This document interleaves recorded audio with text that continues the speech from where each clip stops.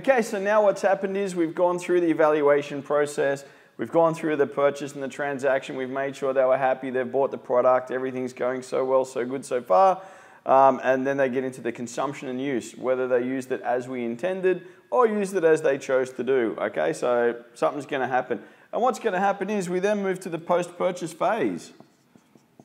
Okay, so now we're into post-purchase.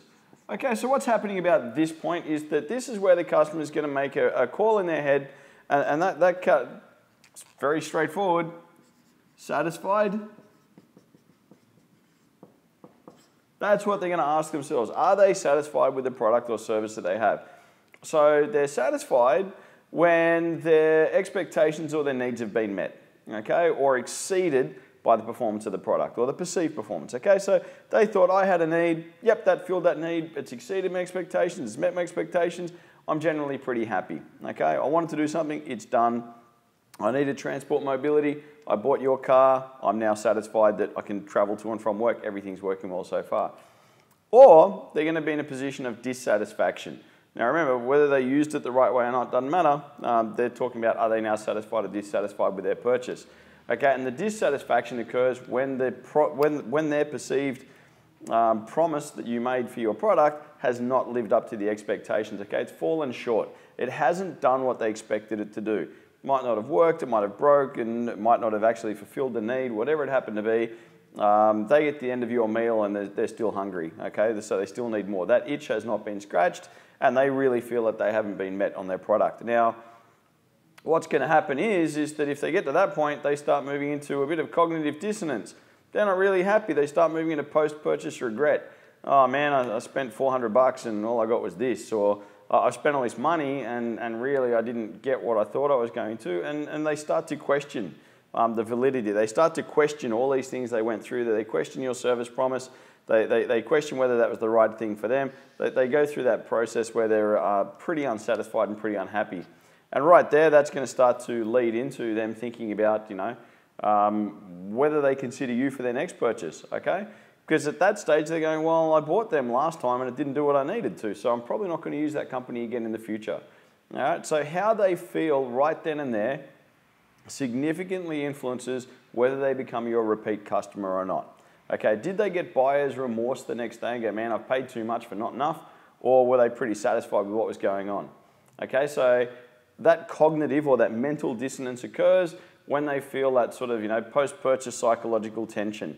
And that can be because they're still paying off the goods or services. They've had a holiday, holiday's ended, they're still paying it off, and now they're starting to ask themselves, have I spent too much? Should I have eaten that? Should I have bought that? Should I take it back to the shop? Did I really need that? Was it an impulse buy? Okay, this is where all these things start to come home. Okay, so, what we start to look at is if they might be having those doubts, it might be worth our while thinking about, well, once they've purchased that, maybe a follow-up email, maybe we ramp up our communications, we start to get some feedback. Hey, you bought the product from us. We hope that you really enjoyed the product. Can we get 2 minutes of your time to tell us what you thought about it, okay? So that way, if you find there's some dissatisfaction, you're on it straight away. It hasn't had time to build up and become a problem for them. Hey, yeah, I bought your product the other day, I got it home and it didn't do what I wanted. And you get that email correspondence, you can try and make good or have some sort of conversation with them. But if they get left with that for a period of time, all it's going to do is make them doubt everything that happened before, and they're going to say, you know what, yeah, I'm not so sure. Maybe not next time.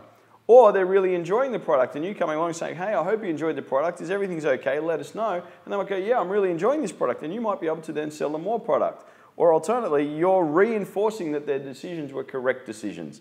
Okay, so that post-purchase becomes a really critical time because this is where they're starting to employ it into there. They've started to weigh up whether or not it actually met the expectations and did what it was supposed to do. And this is your opportunity to make sure that you reinforce that behavior so that they want to come back and do business with you again. Or if there's a problem, that you identify that early enough that it doesn't leave it that they begin to distrust you in the future and they won't come back to your company. Or worse yet, they're going to start telling their friends that the product didn't work, and that's going to damage your opportunity to be able to sell to other people. Okay?